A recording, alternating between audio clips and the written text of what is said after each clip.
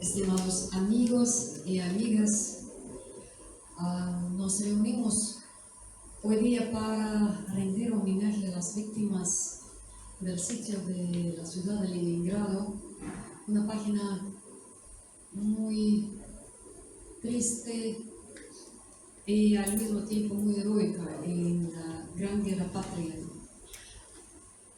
Durante el sitio, que duraba más de 900 años, se perdieron, se murieron más de 1.000.000 de vidas. La gente sufría del hambre, del frío, de bombardeos. Y nosotros ahora vamos a ver la película que se llama Chicas. Esta película fue realizada conjunto con el Comité de las Relaciones Internacionales de la ciudad de San Petersburgo.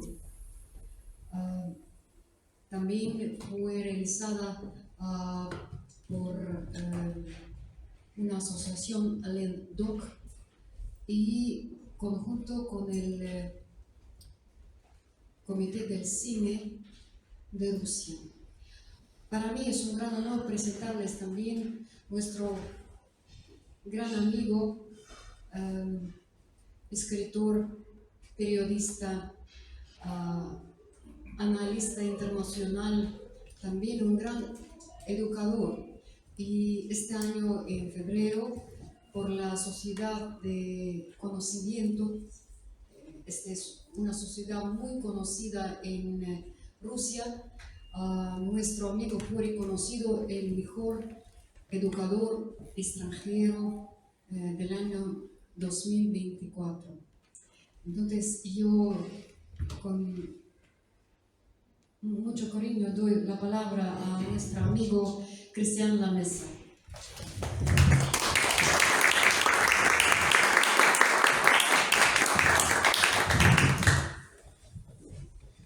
Bueno, buenas noches. ¿Se escucha bien? Sí, ¿verdad? Bueno, antes que nada darle las gracias a la señora directora por las generosas palabras y a la Casa de Rusia, que, bueno, como siempre digo, acá me siento en casa. Así que me siento muy honrado porque me hayan convocado a hacer una breve presentación previa a esta magnífica y conmovedora película que vamos a ver, Devachki, Chicas, que relata justamente ese suceso, como bien dijo Dina, tan trágico y tan heroico de la historia no solo de la Unión Soviética y de Rusia, sino de toda la humanidad.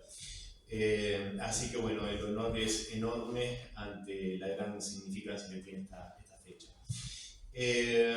Vamos a arrancar, así no los hago esperar y vemos la película, pero previo, la idea mía de hoy es poder darle un enfoque a esto tratando de verlo desde otro costado, ¿no? Porque vamos a ver la película, que es excelente.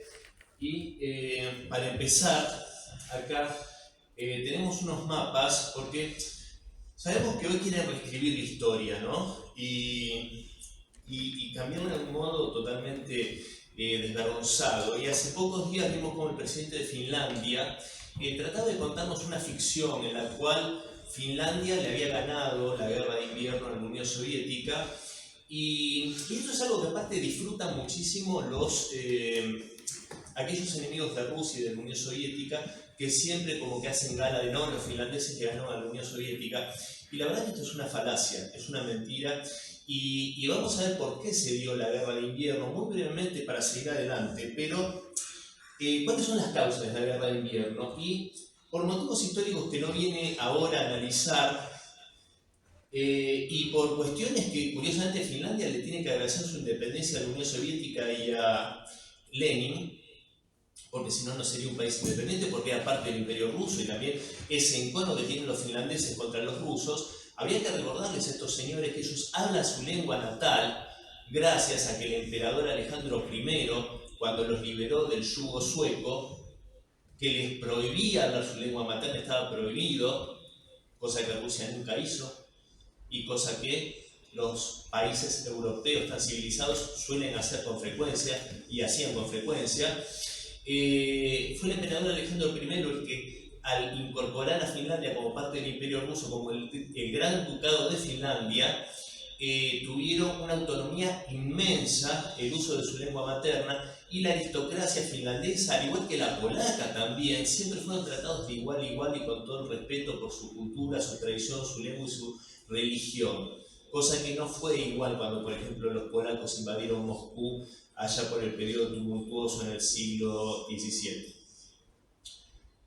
Decía, por motivos históricos vemos que la frontera de Finlandia y la Unión Soviética quedó muy cerca de Leningrado. Vemos ahí Leningrado y ahí la frontera. Esto, por supuesto, que era un peligro muy grande para la Unión Soviética y para Leningrado, que era la segunda ciudad más importante del país. Y como dijo el camarada Joseph Stalin, si no podemos mover Leningrado, tenemos que mover la frontera. Y lo que se le pidió a Finlandia fue llegar a un acuerdo en el cual se movía, ahí podemos ver el pedido de la Unión Soviética de mover inicialmente la frontera hacia el norte, vemos ahí una contraoferta, vemos lo que ofrecieron los finlandeses primero y lo que ofrecieron después, que era prácticamente nada.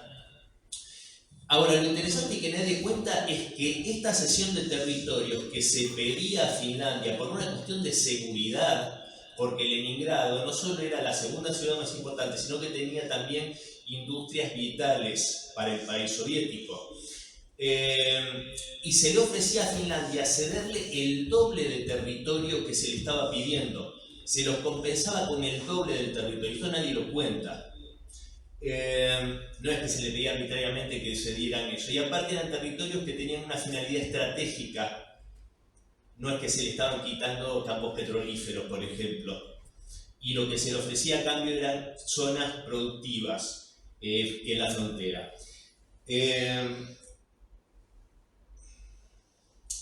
Esto condujo finalmente, tras un incidente bélico en la aldea de Maimila, a una acción bélica que enfrentó a los dos países, la guerra de invierno, que tuvo un primer tramo que fue merced a errores estratégicos de Kliment Barashilov, generó ciertos reveses para las fuerzas soviéticas. Hubo un impasse en enero de 1940 y tomó el comando, dado por el secretario Stalin, a Simeón Timoshenko. Este mariscal soviético hizo una acción arrolladora que llevó prácticamente en pocos días, en pocas semanas, a las fuerzas soviéticas prácticamente a Helsinki. Esto llevó a que los finlandeses pidieran por favor, hacer un tratado de paz que se celebró en Moscú el 13 de marzo de 1940. O sea, no ganaron nada. Y se les ofreció un acuerdo que era mutuamente beneficioso, lo rechazaron, porque acá hay que recordar algo muy brevemente. Finlandia, al igual que Estonia, al igual que Letonia, al igual que Estonia, estaban gobernados por dictaduras que habían llegado al poder a través de golpes de Estado y eran de orientación fascista y filonazis. O sea que eran un peligro muy grande para la Unión Soviética. En un momento que se sabía que era cuestión de tiempo hasta sufrir una agresión en este caso por el norte. Obviamente después de esta guerra en la guerra de invierno, la Unión Soviética podría haber tomado todo Finlandia. Y no lo hizo. Cuando hablan de la ambición de expansión territorial, eso no es cierto. Ni en ese momento ni ahora con Ucrania. Y lo traigo a cuento porque todo esto se relaciona. Y simplemente tomaron ese 10% de territorio que necesitaban para su seguridad. Por supuesto que no hubo una contrapartida porque eso era un acuerdo entre países sin haber llegado a una guerra. Así que bueno, pero vamos a ver cómo esta inquietud, este peligro que veía Stalin, era por supuesto cierto, porque una vez iniciada la Operación Barbarroja, una vez iniciado el ataque criminal de los nazis contra la Unión Soviética, los finlandeses colaboraron con ese ataque desde el norte. Fueron aliados de los nazis y fueron los que desde el norte hicieron el sitio, el bloqueo de Leningrado. ese bloqueo del cual hablaba Dina, que costó 1 millón, por lo menos 1 millón de muertos de hambre, de frío, casi 900 días, una acción criminal en la cual Hitler dijo lisa y llanamente que se mueran de hambre, que se mueran de hambre. Entonces, evidentemente, no estaba tan equivocado Stalin cuando veía un peligro desde esa frontera norte, y evidentemente los finlandeses eran parte de ese peligro. Y como siempre digo, y demasiado, después de la guerra, demasiado magnánima fue la Unión Soviética con sus enemigos, con Finlandia, con Alemania, etc. Pero ahora vamos a pasar a otro tema que me parece interesante. Y ahí vemos, porque me pareció interesante ver frente al sacrificio, al heroísmo, al genocidio contra la población de Leningrado y de toda la Unión Soviética, y al heroísmo, como en otros lugares los nazis entraron como, acá decimos en Argentina, como Pancho por su casa, y podemos ver una imagen, ese señor, el austríaco de bigotito, nunca pudo darse el gusto de hacer eso en Leningrado, nunca se pudo dar el gusto de hacer eso en Moscú, sí en París, porque fue declarada ciudad abierta, para que no rompiera ni un foquito de la calle. No fuese a hacer que rompiesen Versalles, tan hermosos palacios, ¿no? En 9 días tomó París Hitler. Ahí dice Francia, en Francia los nazis se sienten como en casa, fíjense en el café de la P, todos los nazis tomando cafecitos. Fíjense ahí, esvásticas por todos lados, desfile en el Arco del Triunfo, se dieron todos los gustos. Se ve que no hubo demasiada resistencia, a pesar de los héroes de la resistencia francesa, pero fueron pocos, hay que decirlo, fueron heroicos, fueron valerosos, pero fueron pocos. Después vamos a ver algunos números que a mí me gusta siempre ahondar, y vamos a ver, porque no le vamos a sacar el cuero solo a los franceses. Países Bajos, en 5 días ocuparon los Países Bajos, los nazis. Holanda, nosotros los conocemos más como Holanda. En 18 días ocuparon Bélgica. 18. Bueno, Francia llevó 9 días, como dijimos, la ocupación de París, y la operación de invasión de Francia se inició el 5 de junio y el 22 de junio ya estaba firmada la rendición de Francia, la gran potencia francesa. También hay que recordar otra cosa que me parece interesante. La división Carlomagno, una división de voluntarios franceses en las SS, esos criminales sí defendieron con heroísmo y con tenacidad, y fueron los últimos en defender a Hitler en el búnker. O sea, estos franceses que les simpatizaban tanto a los nazis, que sí lucharon con mucha más tenacidad defendiendo a Hitler que defendiendo a su propio país. Se ve que no les parecía demasiado desagradable que entrasen en Francia los nazis. Bueno, resumiendo, 4 países en 6 semanas tomaron los nazis en Europa Occidental. 6 semanas, 1 mes y medio. Polonia le llevó 35 días. Fueron más resistentes los polacos. Pero la fortaleza de Brest, el primer punto que atacan los nazis en la Unión Soviética, en Bielorrusia, lugar donde yo estuve, y es sobrecogedor estar en ese lugar, hasta que mataron al último o hicieron prisionero a los últimos resistentes de Brest, les tomó más de 1 mes. Prácticamente lo mismo que la caída de toda Polonia. Una fortaleza. Una fortaleza defendida por soviéticos de más de 40 nacionalidades distintas, entre ellas una guarnición chechena. También tenemos la victoria de Moscú, la victoria de Moscú, la primera derrota de los nazis.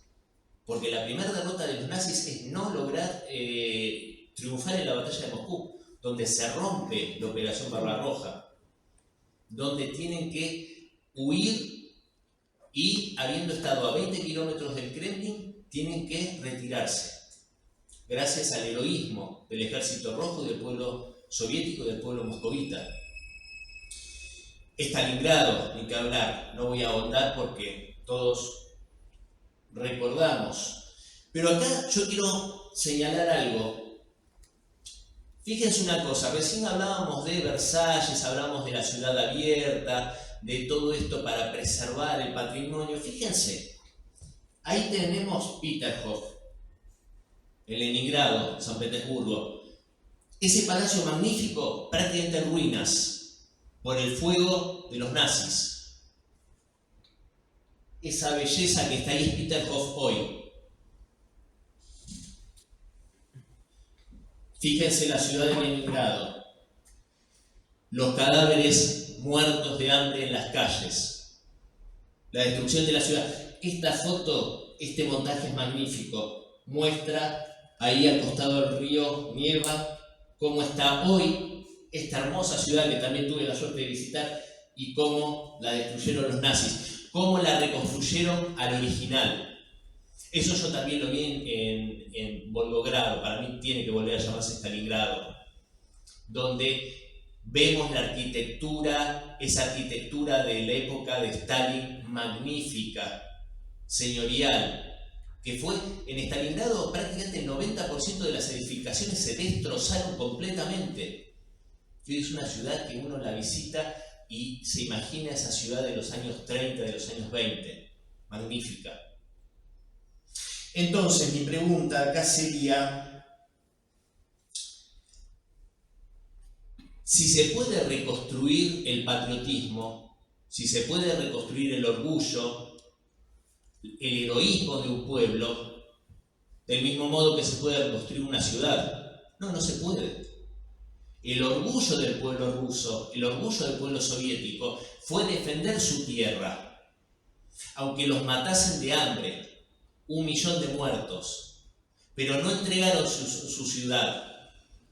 Y en las ciudades heroicas como Leningrado, que es una ciudad heroica, Moscú, Stalingrado, hay otras ciudades que finalmente cayeron ante los nazis, pero les costó muy caro eso, como Sebastopol, como la misma fortaleza de Brest, que es un sitio heroico, Minsk. Porque incluso las ciudades que finalmente tomaron los nazis les costó muy caro por el heroísmo y porque no entregaron su tierra. Entonces, estos franceses, por ejemplo, para volver a París, la ciudad abierta y todo eso, ¿cómo se reconstruye el heroísmo que no tuvieron, el orgullo que perdieron? Ellos no lo pierden. Ellos lo defendieron y la ciudad se puede reconstruir. Peterhof se reconstruyó. El orgullo de ese pueblo que se entregó sin pelear, no. Porque hablamos de París, pero por ejemplo, en Países Bajos, ante la amenaza de si no se rendían, iban a bombardear, se rindieron.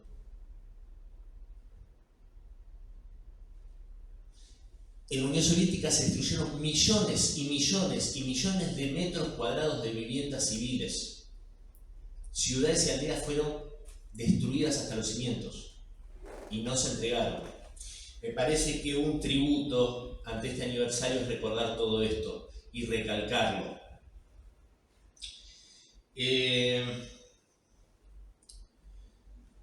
Leningrado, hablamos de los 900 días, el camino de la vida, ese que se va a ver en la película, pero ese camino sobre el lago Ládoga, congelado, cuando se congelaba y que evacuaban gente y llevaban provisiones y hacían que esa ciudad pudiese seguir resistiendo y a esas caravanas las bombardeaban camiones, cantidad de camiones que se fueron al lecho del lago, pero no importaba, seguían luchando para mantener esa ciudad en pie y resistiendo y luchando. Y trabajaban las fábricas y los trabajadores casi famélicos seguían trabajando por la victoria, y trabajaban las escuelas en sótanos y hasta la cultura.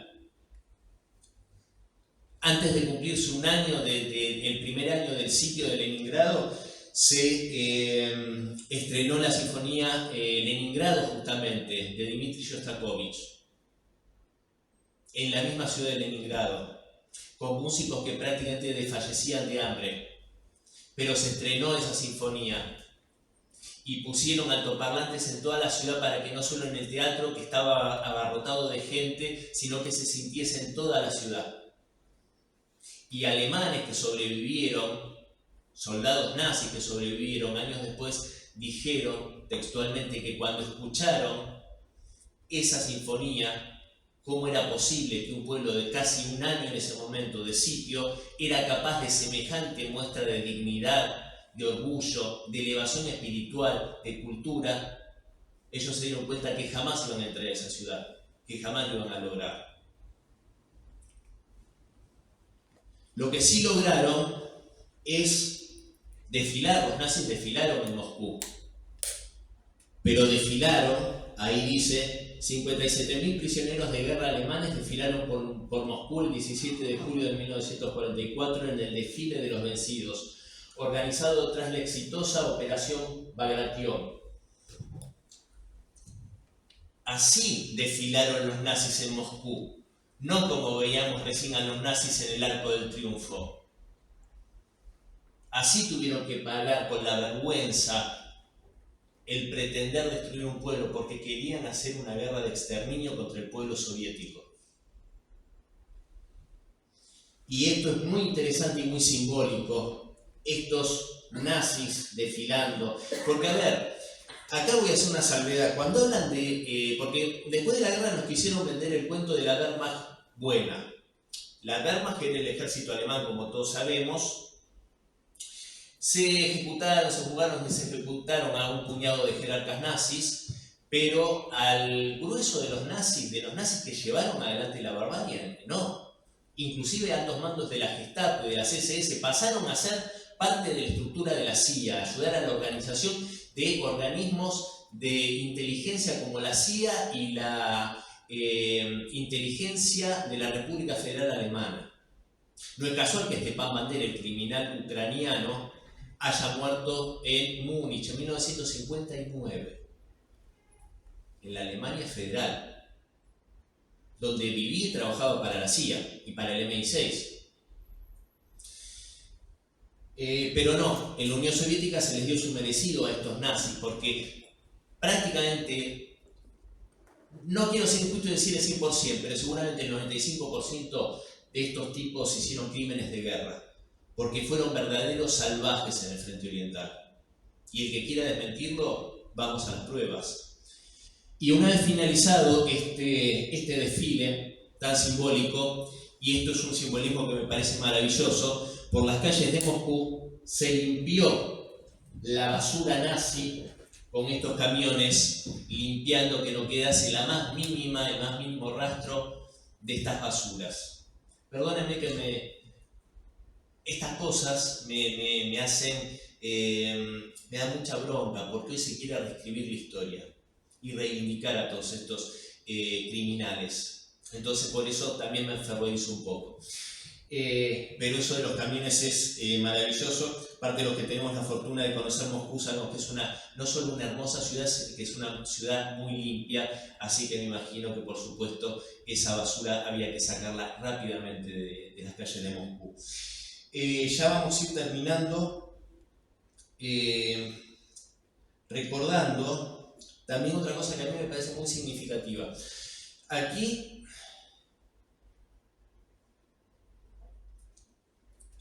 una vez hablaba con un colega, amigo también, argentino, de origen judío, Y estamos hablando y me decía, no, pero en Rusia no se recuerda el holocausto. Yo le decía, ¿cómo que no se recuerda el holocausto? O sea, claro, ¿cuál era el tema?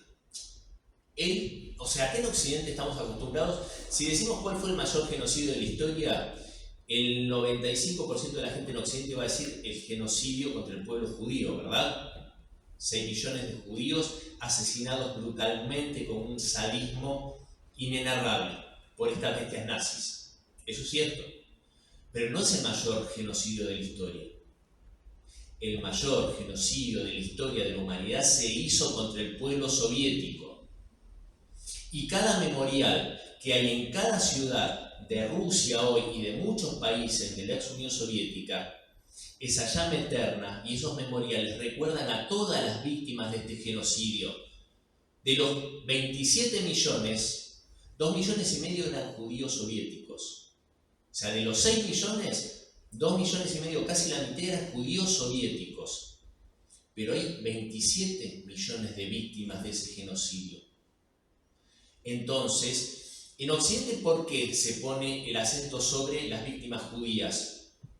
Porque en Occidente no se vio ninguna brutalidad superior a esa. En Occidente, la deportación de judíos de Francia, de Holanda, de Bélgica, de Alemania, para asesinarlos, no se vio con ningún otro grupo en esa magnitud. Se percibieron gitanos, se percibieron otros grupos, pero la realidad es que lo que se oculta en Occidente es que el mayor genocidio fue contra el pueblo soviético en su conjunto. A tal punto que el famoso gas Ciclón B, que todos recordamos lo que fue el gas que usaban en las cámaras de gas para matar a las víctimas en los campos de concentración, el ensayo que se hizo para probar la eficacia fue con 500 prisioneros de guerra soviéticos. El gas Ciclón B se prueba asesinando a 500 prisioneros de guerra soviéticos. Entonces, ¿por qué todo esto es importante? Me parece que es importante justamente para no repetir la historia. Y es importante porque hay hoy muchos que quieren repetir la historia, les encantaría repetirla. Los que quieren reescribir la historia, como este finlandés que nos vende una simulación de lo que fue un periodo de la historia de su país, que María Zaharova muy bien lo corrigió.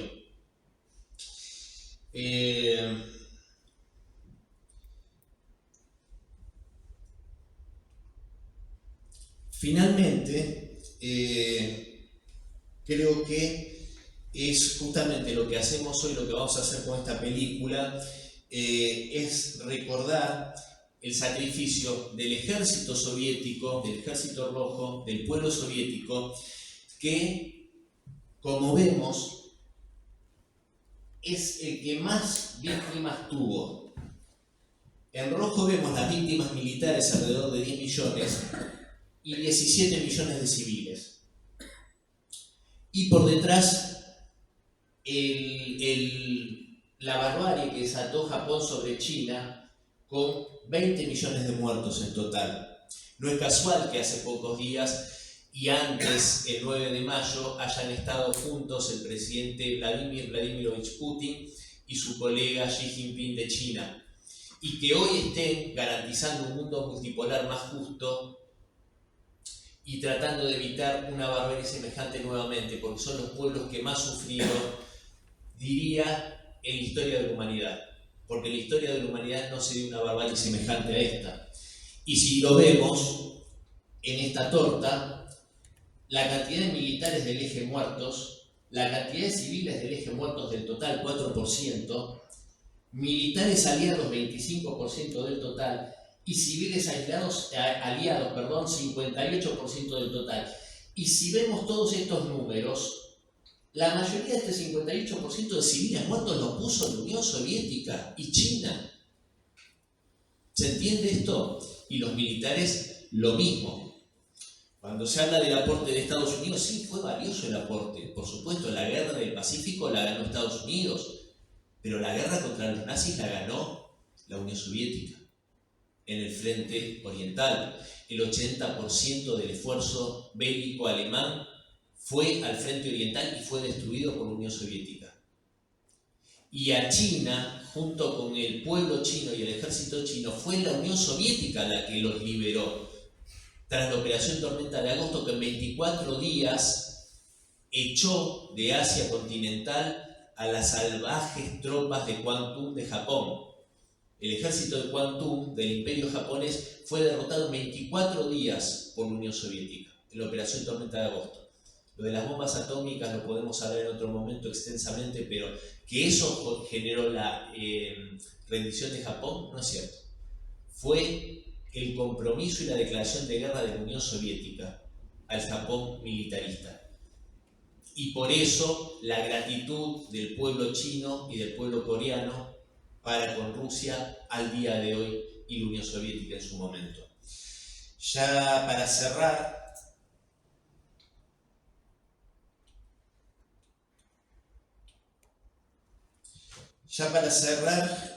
dos conceptos nada más y estamos bien de tiempo. Uno, hoy que asistimos a esta reescritura de la historia, que asistimos a mandatarios totalmente enloquecidos, que hablan de infligir una derrota a Rusia en el campo de batalla, que hablan de poner a Rusia de rodillas, que hablan de tantas pavadas, porque es imposible vencer a Rusia porque es una potencia nuclear, la mayor potencia nuclear del mundo, pero aparte por este pueblo. ¿Cómo se vence este pueblo? ¿Cómo se vence este pueblo? No hay forma. No hay forma. Al heroísmo, al patriotismo, al arrojo que cada soldado mostró en la Segunda Guerra Mundial y que lo muestran hoy para defender cada palmo y cada vida soviética en la Gran Guerra Patria como si fuese su hijo, su hermano, su hija, su madre. Eso no se puede vencer. Y eso es lo que desgraciadamente hoy estos europeos que buscan nuevamente una coalición europea para agredir a Rusia, como fue la de Hitler, porque Hitler no fue solamente Alemania, fue prácticamente toda Europa. Habían legiones de voluntarios de prácticamente todos los países de Europa para perpetrar hasta países neutrales como España a través de la miserable División Azul. Formaron parte del sitio de Leningrado. Pero este pueblo no se lo puede vencer. Y tal vez no se lo pueda vencer, entre otras cosas, no solo por el heroísmo y el patriotismo, sino porque también, como dicen los rusos no se rinden. Gracias.